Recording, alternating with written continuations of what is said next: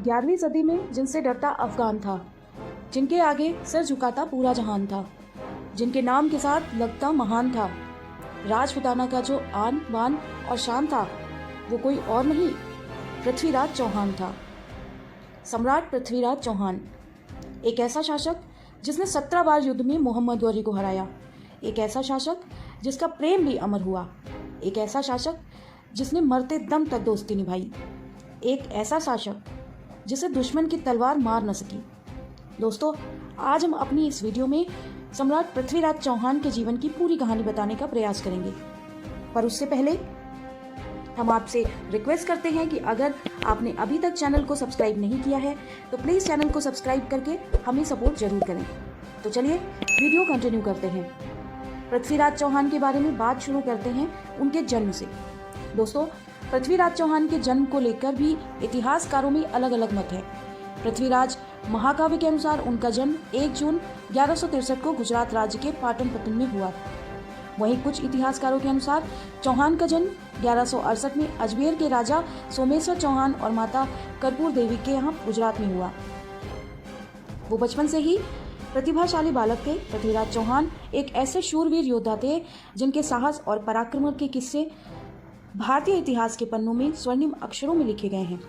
वो एक आकर्षक कदकाठी के योद्धा थे जो सभी सैन्य विद्याओं में उन्होंने अपने अद्भुत साहस से दुश्मनों को धूल चटाई थी।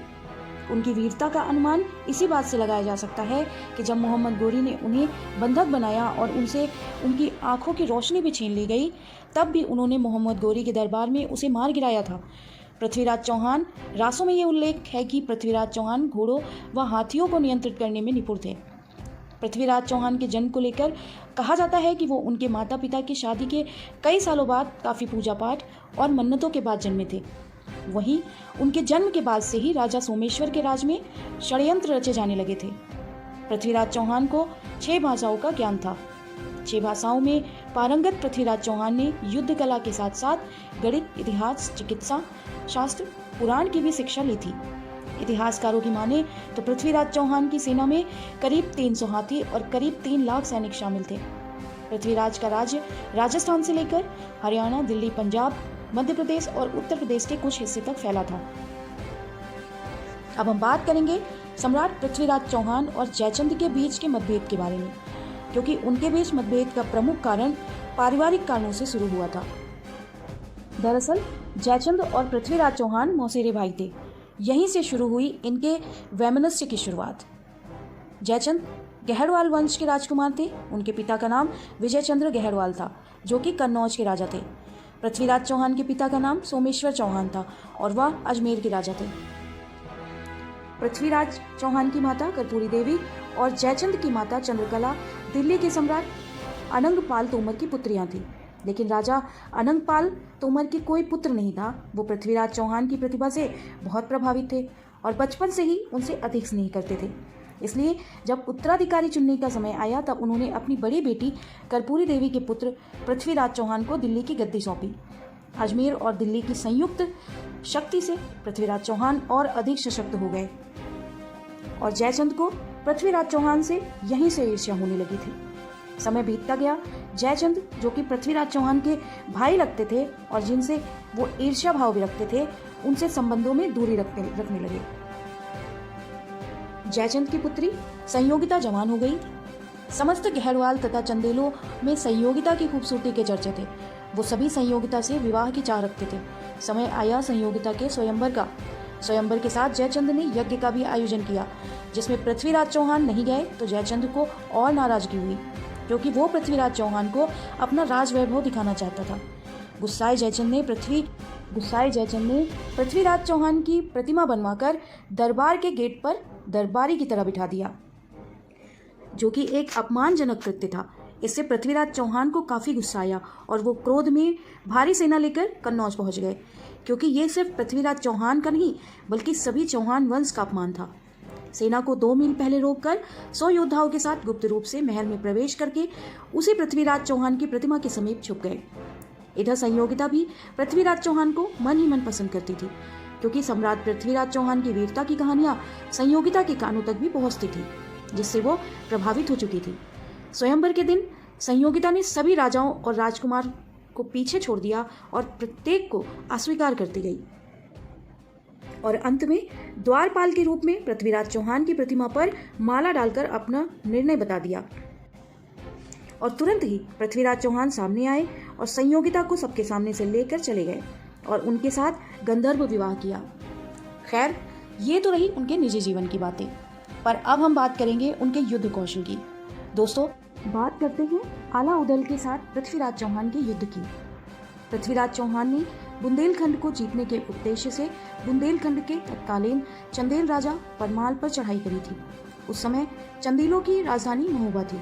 अलाउदल राजा परमाल के मंत्री के साथ वीर योद्धा भी थे। बैरागढ़ के युद्ध में अलाउदल ने पृथ्वीराज चौहान को युद्ध में बुरी तरह परास्त कर दिया था।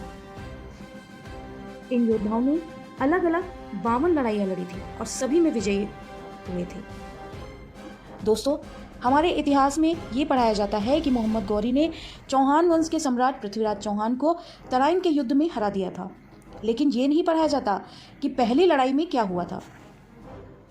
पहली लड़ाई वर्ष 1191 में हुई थी, जिसमें पृथ्वीराज चौहान ने न केवल मोहम्मद गौरी को हराया था, बल्कि उसकी पूरी सेना को बंधक बना लिया था और कई दिनों तक उस लुटेरे को सम्राट ने अपनी जेल में रखा। बाद में उसे और उसकी सेना पर दया करके छोड़ दिया गया था और उसे उसके देश लौटने का मौका दिया गया था। हालांकि कुछ इतिहासकार ये कहते हैं कि तराइन के प्रथम युद्ध में मोहम्मद गौरी की बुरी तरह हार हुई और उसकी सेना भाग खड़ी हुई थी। वह भी बहुत बुरी तरीके से घायल होकर भाग गया था। कहते हैं कि लुटेरे गौरी की जान एक युवा खिलजी घुड़सवार ने बचाई थी। ये भी कहा जाता है कि ये लड़ाई बठिंडा सहित पंजाब पर गौरी के अधिकार को लेकर हुई थी। पृथ्वीराज पंजाब की धरती से इस लुटेरे के अधिकार को समाप्त करके राजपूतों का अधिकार स्थापित करना चाहते थे। दोस्तों, अब बात करते हैं तराइन के दूसरे युद्ध की। इस युद्ध से पहले सम्राट पृथ्वीराज चौहान कई हिंदू राजाओं से लड़ाइयां कर चुके थे, जो उनके शत्रु बन बैठे थे। चंदेल राजाओं को पराजित करने और जयचंद के साथ होने वाले संघर्ष में उसके कई वीरों को वीरगति प्राप्त हुई थी। फिर भी पृथ्वीराज चौहान ने अपनी सेना को मजबूत बना रखा था। इधर मोहम्मद गौरी तराइन की पहली लड़ाई में बुरी तरह हारने और बंधक बना लेने और फिर छोड़े जाने के एक वर्ष बाद यानी 1192 में वह दोगुनी सेना लेकर पृथ्वीराज चौहान से लड़ने आया।